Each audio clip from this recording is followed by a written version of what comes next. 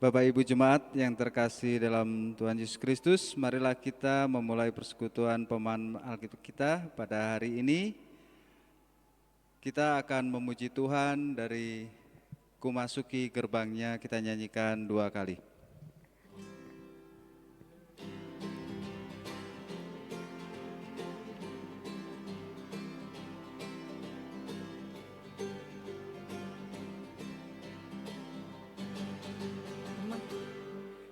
Masuki gerbangnya dengan hati bersyukur, halamannya dengan pujian. Kataku hari ini harinya Tuhan, ku bersuka sebab Dia giranganku. Dia giranganku, oh Dia giranganku. Ku bersuka sebab Dia giranganku, oh Dia giranganku, oh Dia giranganku. Ku bersuka sebab Dia giranganku.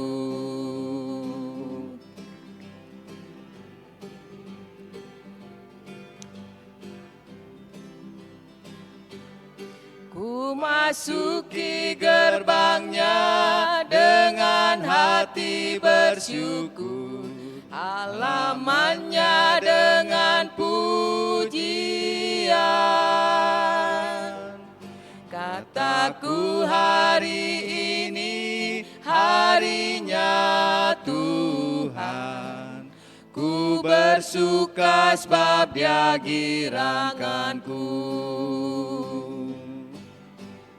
Dia giranganku, oh Dia giranganku.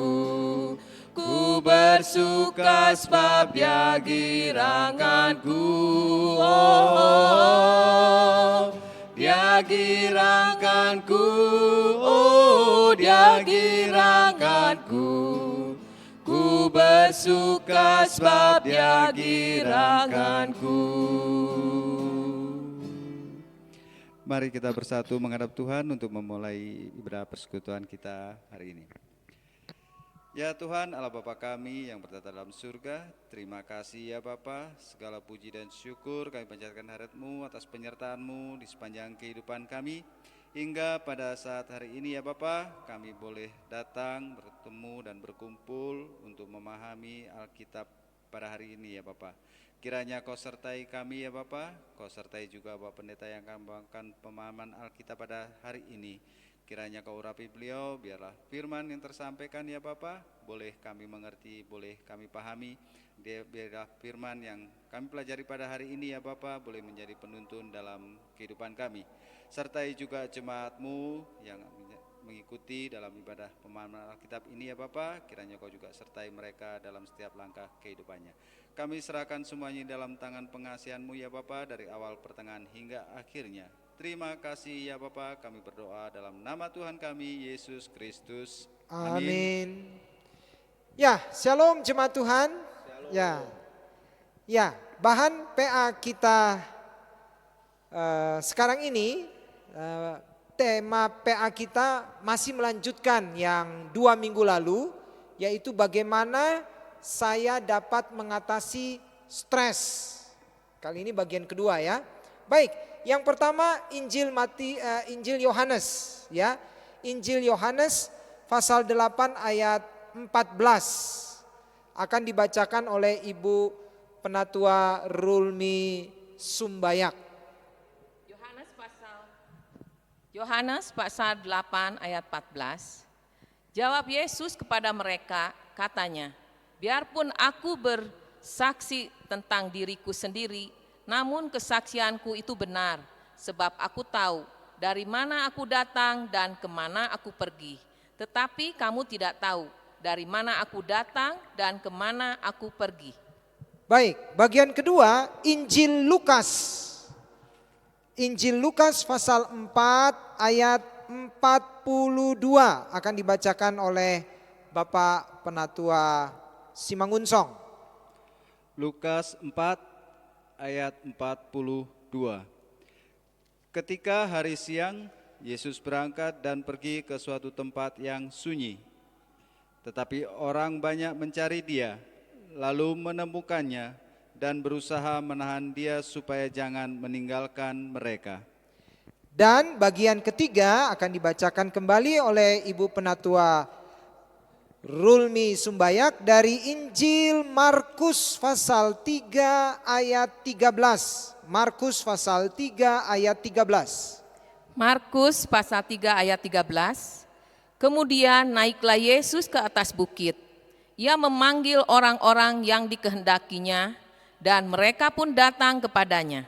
Ya, demikianlah saudara jemaat Tuhan 3 bagian Alkitab. Baik, sekarang kita masuk dalam bahan PA kita. Ya, saudara-saudara, beberapa waktu yang lalu sudah sering kita mendengar calon legislatif atau yang biasa disingkat caleg yang tidak berhasil meraih kursi lalu menjadi stres. Ya, berdasarkan data dari Komisi Pemilihan Umum KPU 2019 yang lalu, terdapat lebih dari 3.000 caleg yang tidak mempunyai atau belum memiliki pekerjaan. Ada pula yang harus rela keluar dari pekerjaan karena merasa memiliki kans atau kesempatan yang besar untuk menjadi anggota legislatif baik di pusat maupun daerah. Dana besar yang harus dikeluarkan selama masa kampanye juga menjadi beban tersendiri. Belum lagi jika uang yang didapatkan melalui pinjaman bank, melalui pegadaian, bahkan rentenir atau aset-aset lain yang sudah digadai sebagai jaminan. Jika mereka tidak bisa mengembalikan pinjaman, aset akan disita. Kondisi ini jelas berpotensi menimbulkan kekecewaan dan stres yang cukup berat. Apalagi bila rumah tangga berantakan akibat kondisi tersebut. Begitu yang disampaikan oleh KPU. Jumlah orang yang mengalami sakit jiwa akibat pemilu, mulai dari depresi, psikosis, bahkan bunuh diri, selalu bertambah. Nah, melanjutkan bahan PA yang lalu, kita telah belajar 2 hal bagaimana Tuhan Yesus mengatasi tekanan dalam hidup atau stres. Nah, sekarang ini kita akan belajar tambahan 3 hal. Ya. Jadi kalau yang 2 minggu lalu itu 2, sekarang 3. Ya. Bagaimana kita menghadapi atau mengatasi stres. Nah, yang ketiga, penataan. Ketahui apa yang Anda coba capai dalam hidup ini. Inilah prinsip Kristus yang ketiga untuk mengatasi stres. Tadi dalam Yohanes 8 ayat 14, Tuhan Yesus mengatakan begini, biarpun aku bersaksi tentang diriku sendiri, namun kesaksianku itu benar, sebab aku tahu dari mana aku datang dan kemana aku pergi. Prinsipnya adalah ini, ketahui apa yang ingin Anda capai. Kristus berkata, aku tahu dari mana aku datang dan kemana aku pergi.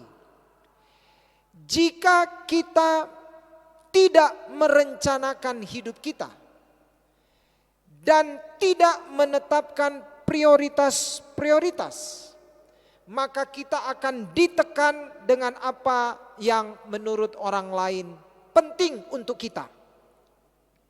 Setiap hari kita memilih untuk hidup dengan prioritas-prioritas atau hidup dengan tekanan. Tidak ada pilihan lain.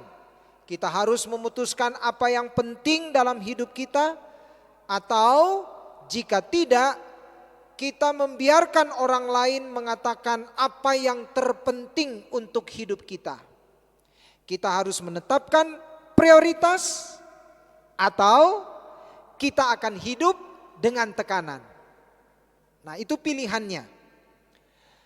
Alangkah mudahnya bekerja di bawah tuntutan yang mendesak. Tiba di penghujung hari dan berpikir begini, benarkah saya sudah mencapai sesuatu? Saya menghabiskan banyak energi dan melakukan banyak hal. Namun apakah saya mencapai sesuatu yang penting? Kesibukan tidak selalu merupakan produktivitas. Kita bisa saja berputar dalam lingkaran tanpa menghasilkan apapun. Ya, artinya kita bisa saja sibuk seharian ke sini, ya, ke sini, ke sana, ke situ, berputar-putar, tapi tidak menghasilkan sesuatu yang produktif. Nah, karena itulah dibutuhkan persiapan. Persiapan akan mempermudah kita. Dengan kata lain, persiapan mencegah tekanan.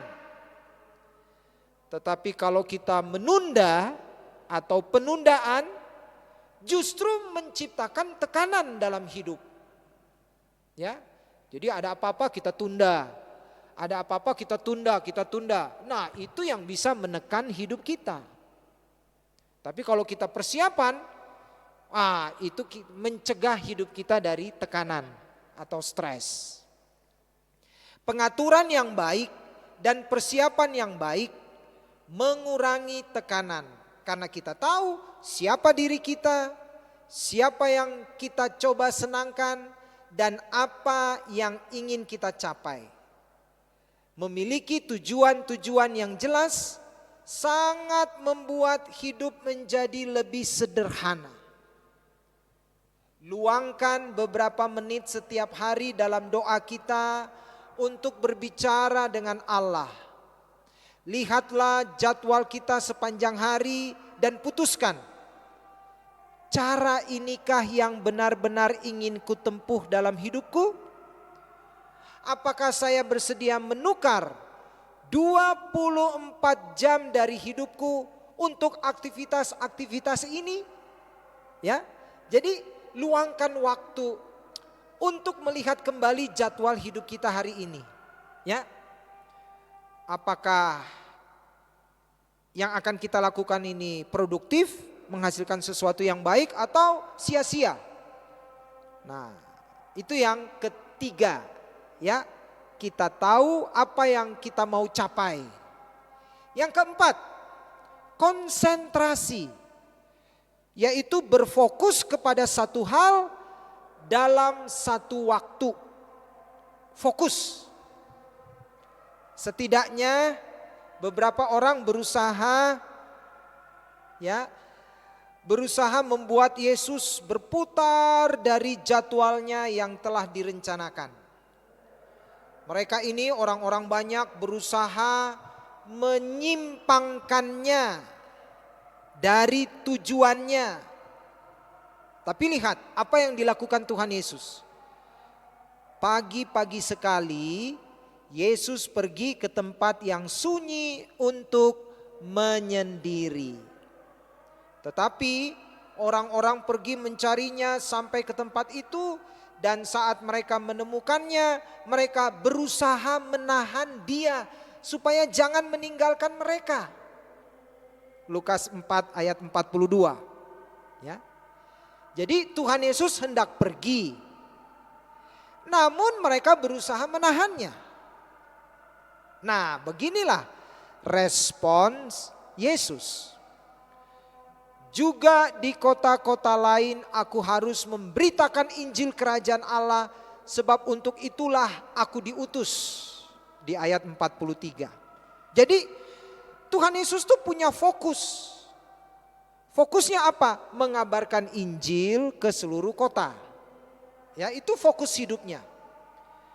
Nah, karena itulah Tuhan Yesus menolak untuk diusik dengan hal-hal yang kurang penting. Prinsip nomor 4 untuk mengelola stres atau manajemen stres adalah fokus pada satu hal dalam satu waktu. Ini adalah prinsip konsentrasi. Nah, Tuhan Yesus sangat ahli dalam hal ini. Tampaknya semua orang berusaha mengusiknya, berusaha mengganggunya. Semua orang punya rencana lain untuk hidup Yesus. Namun Yesus menjawab, maaf, aku harus terus maju mencapai tujuanku.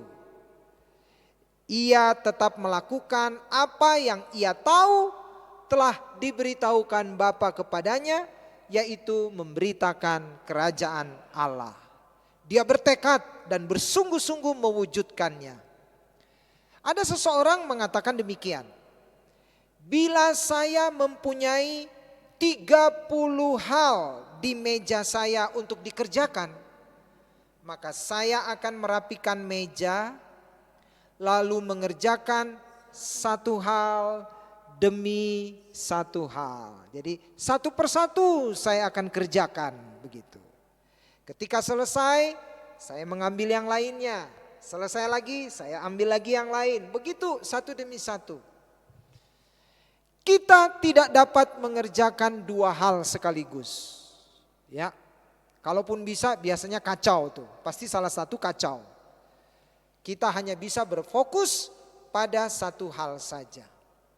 Bila kita memecah, ya, bila kita memecah upaya-upaya kita menjadi tidak efektif.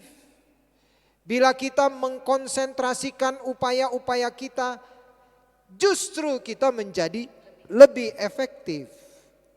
Nah, ini ilustrasi yang menarik. Perhatikan cahaya, ya. Cahaya yang dipecah menghasilkan sinar berkabut. Tetapi cahaya yang dikonsentrasikan menghasilkan api. Nah, ini menarik nih. Nah, begini, gunakan kaca pembesar, ya. Jadi ambil kaca pembesar untuk mengkonsentrasikan cahaya di atas sebuah daun kering. Maka daun tersebut akan terbakar. Daun tersebut akan mengeluarkan api, memancarkan api. Ya. Cahaya tanpa kaca pembesar tidak memberikan dampak apapun. Namun kaca mengkonsentrasikan cahaya tersebut untuk menghasilkan daya. Tuhan Yesus Kristus tidak membiarkan gangguan-gangguan mencegahnya. Mencegahnya untuk berkonsentrasi pada tujuannya. Tidak, dia tidak akan biarkan. Dia tidak membiarkan orang lain membuatnya gusar atau stres atau terusik. Ya. Jadi itu prinsip yang keempat, fokus pada satu hal.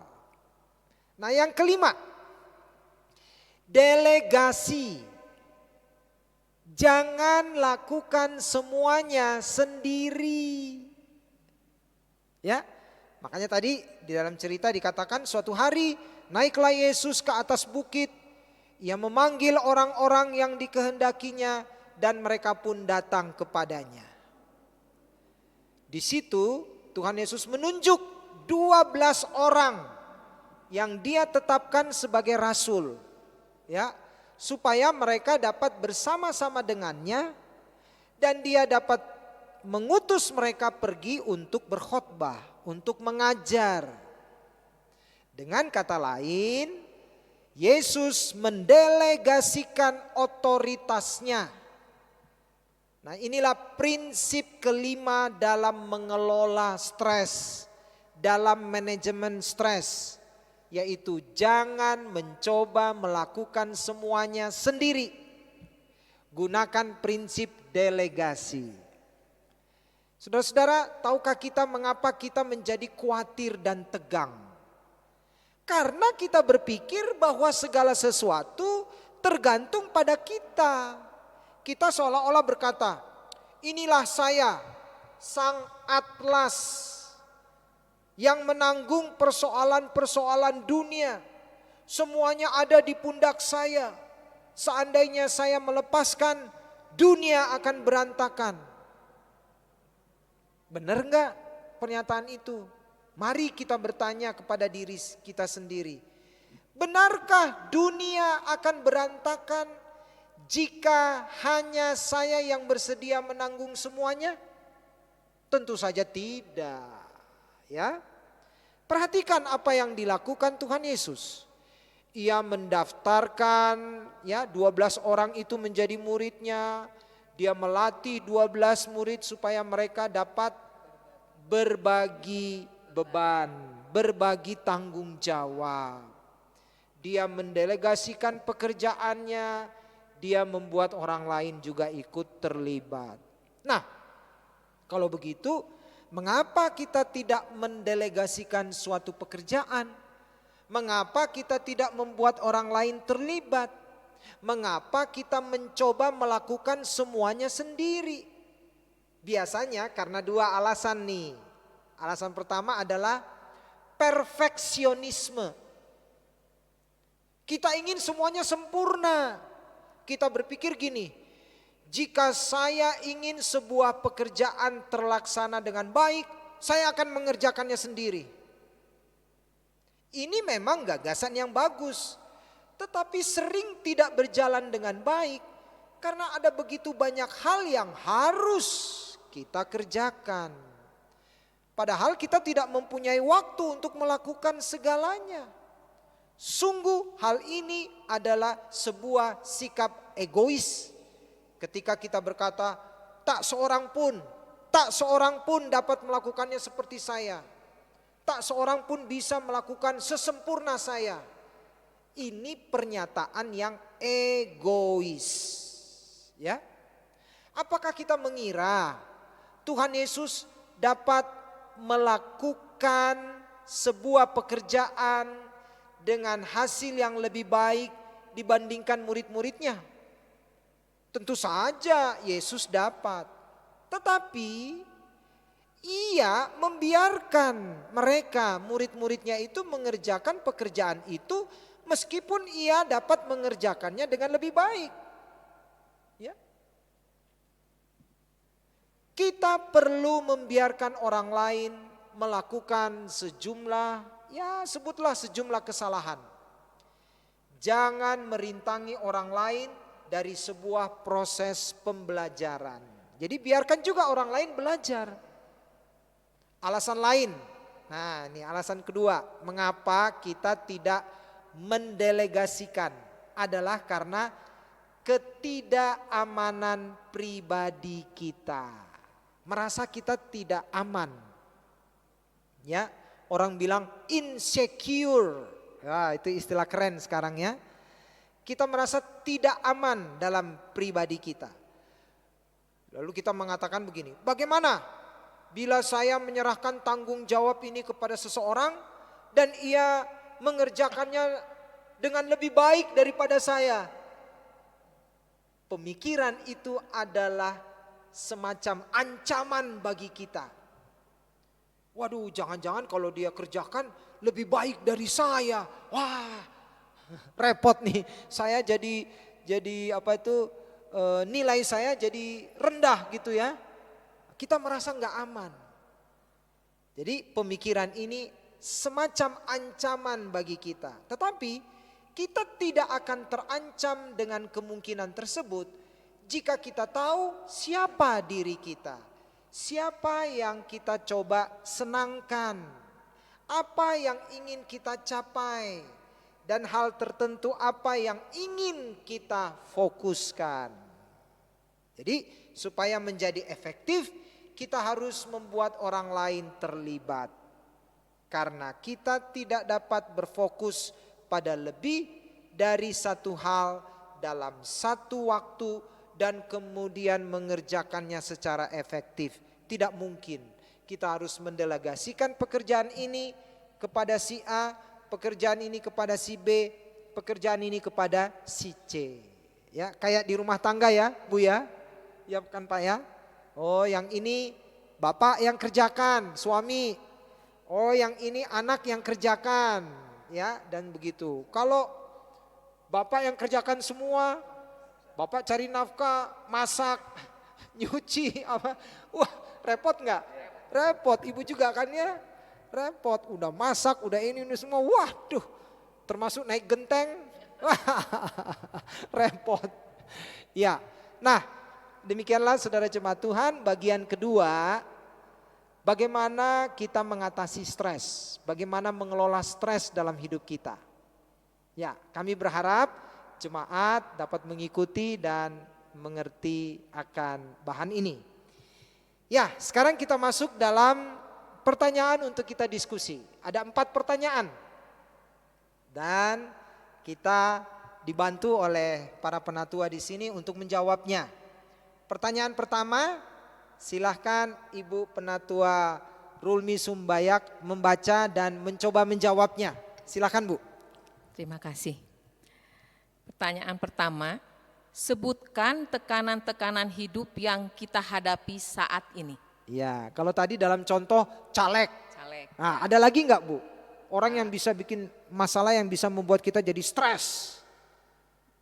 Banyak sih yang bisa membuat hidup kita stres, apalagi pada saat ini ya Pak. Saat ini ya. Waktu adanya pandemi 19 ini. Yang biasanya kita bisa berkunjung, bertemu dengan saudara Ya. atau dengan teman, Sahabat. dengan sukacita. Ya. Apa yang akan kita lontarkan kita bisa dengan Bebas. Tapi pada saat ini kita merasa tertekan. Tertekan. Ya, karena kita mengunjungi, takut orang yang dikunjungi tidak mau terima kita. Ya. Dan dia pun betul. menjaga. Ya. Dan kita pun biarpun sepenting apapun kita rasa enggak apa ya jadinya, enggak punya, jadi enggak memberanikan diri untuk bertemu. Ya. Cuman dengan adanya ini, tapi kita bisa tetap bersilaturahmi melalui dengan adanya handphone yang melalui ya? WA. WA ya. atau Cukup ya. dengan itu kita bisa Ya. berbicara, bisa saling tukar pikiran dan saling menasehati dalam waktu pandemi ini agar tekanan stres kita berkurang. Berkurang ya, Ya. walaupun lebih enak ketemu langsung sih Ya, sebenarnya sebetulnya, ya. Cuma ya karena pandemi COVID ya, ini jadi ya, terbatas kita semua terbatas. Padahal kita sangat merindukan. Iya.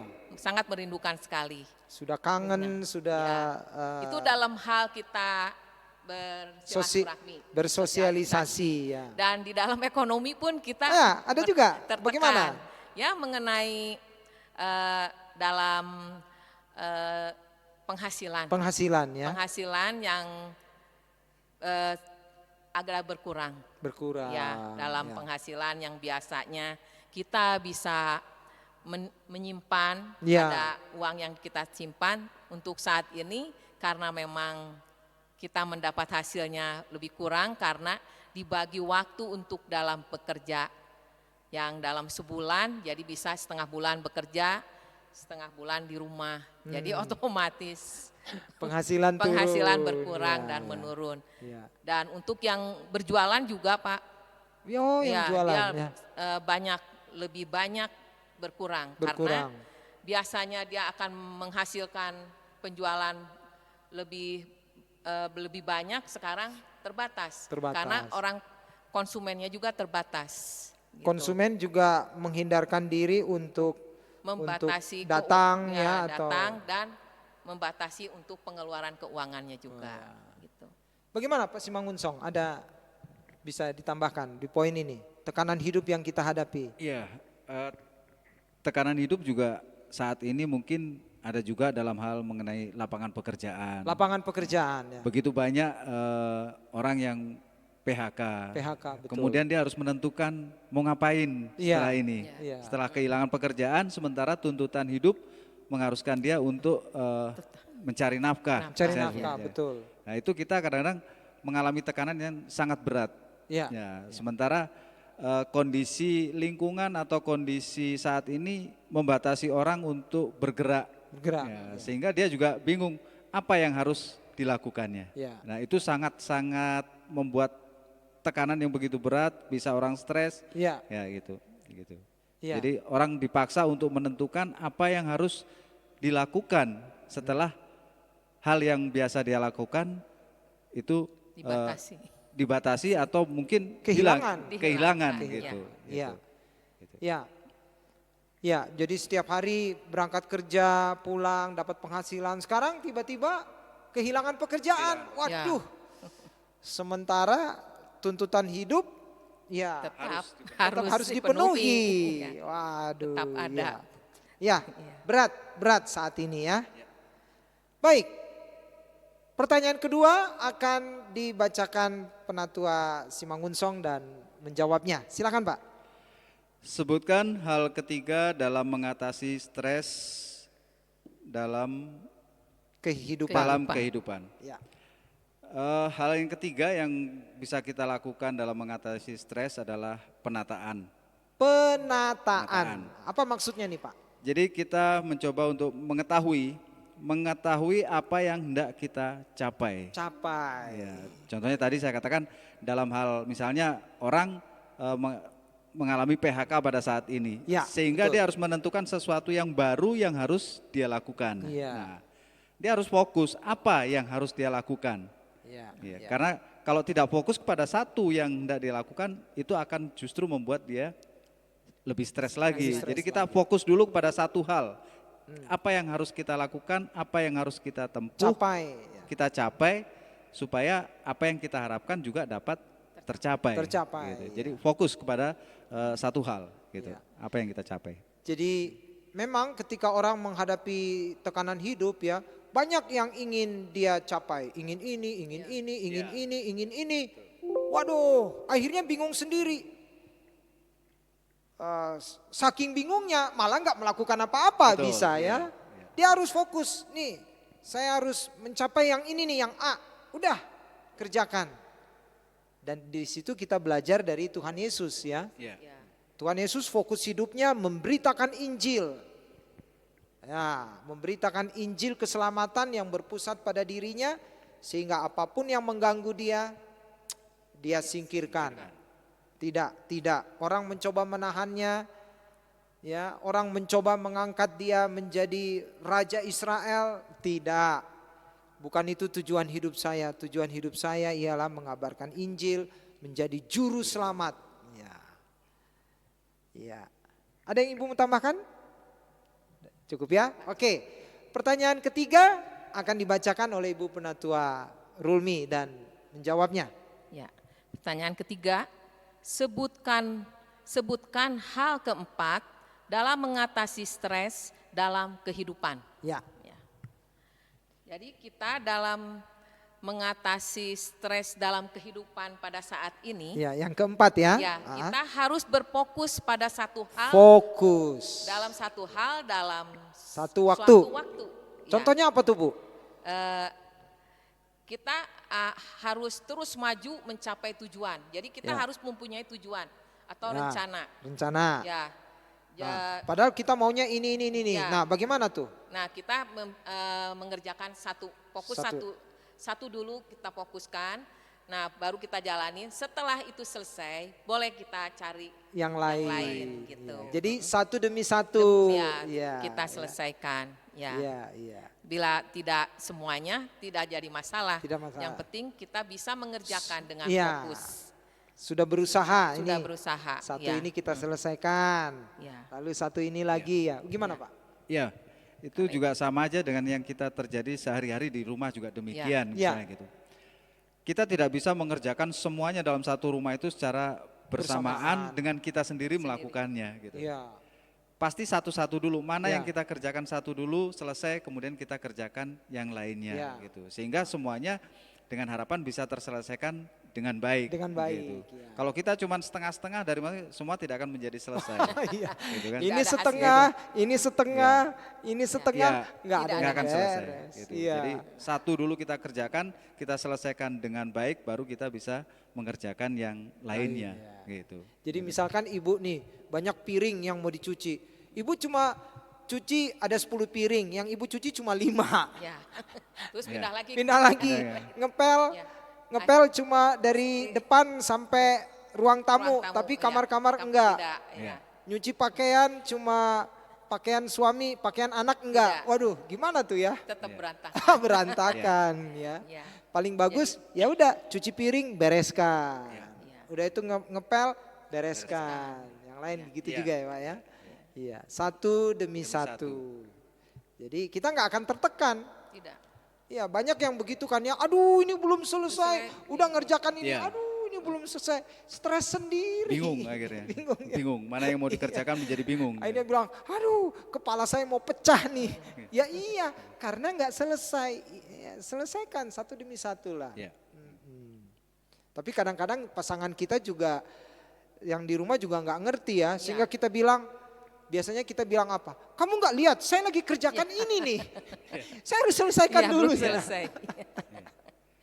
Jadi kita terbawa emosi ya Pak Ya, ya. ya, Karena belum selesai ini pasangan atau orang lain sudah nyuruh lagi yang Minta ini. menyelesaikan yang lain, Aduh, gitu. Iya, iya.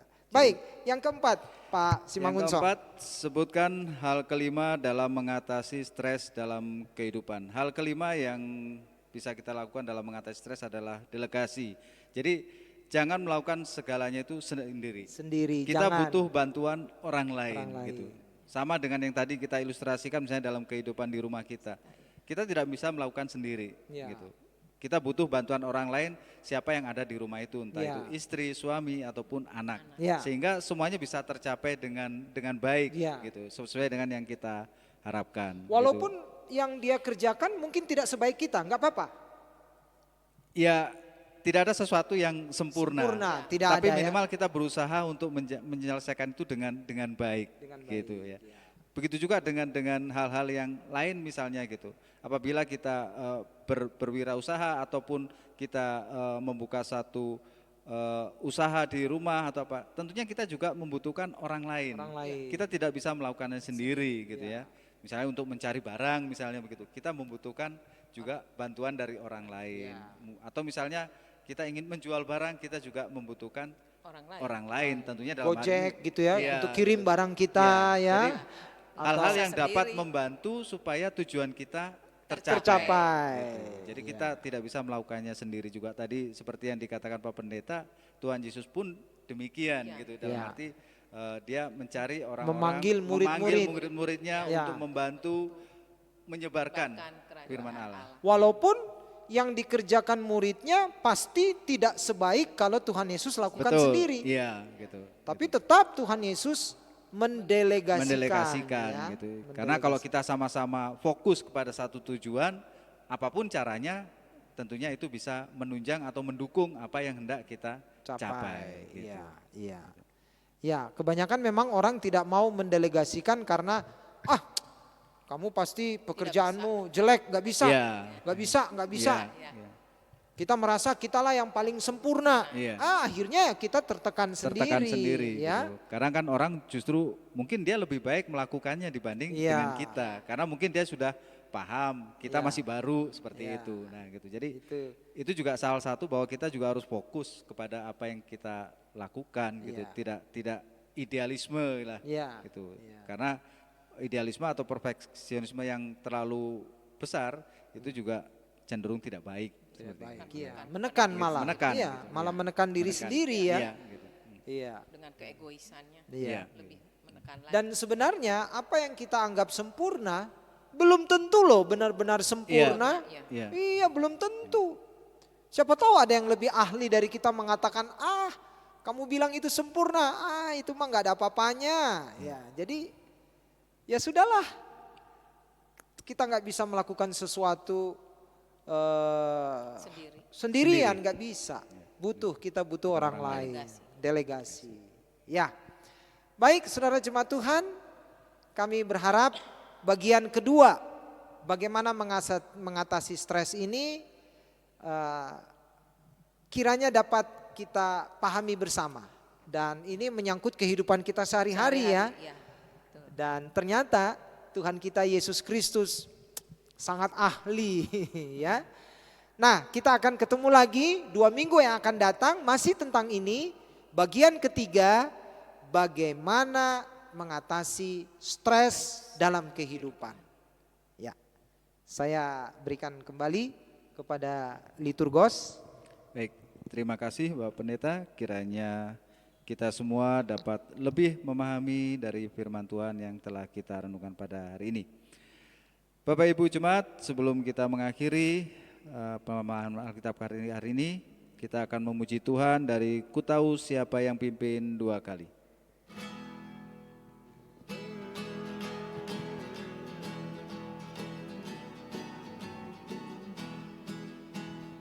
Tahu siapa yang pimpin hari depan hidupku, semuanya oleh Tuhan telah diatur sempurna. Menghadapi gelombang sepanjang jalan hidupku, ku bersandar pada Tuhan, serahkan semua. Ku tahu siapa yang pimpin hari depan hidupku, semuanya oleh Tuhan telah diatur sempurna. Menghadapi gelombang sepanjang jalan hidupku, ku bersandar pada Tuhan, serahkan semua. Kita akan tutup pemahaman Alkitab kita pada hari ini. Mari kita berdoa. Terima kasih Tuhan untuk firman Tuhan yang kami dalami dalam pemahaman Alkitab. Kami percaya bekal firman Tuhan dari teladan Tuhan Yesus sungguh menjadi pegangan bagi hidup kami. Kami mohon Tuhan memberkati keluarga kami, pekerjaan dan usaha kami. Di tengah keadaan yang masih sulit ini Tuhan, buatlah apa yang kami kerjakan berhasil, beruntung. Jauhkan kami dari kerugian, penipuan, apapun juga. Bagi saudara-saudara kami yang harus mencari pekerjaan baru, usaha baru, Tuhan berilah inspirasi dan kekuatan untuk memulai usaha.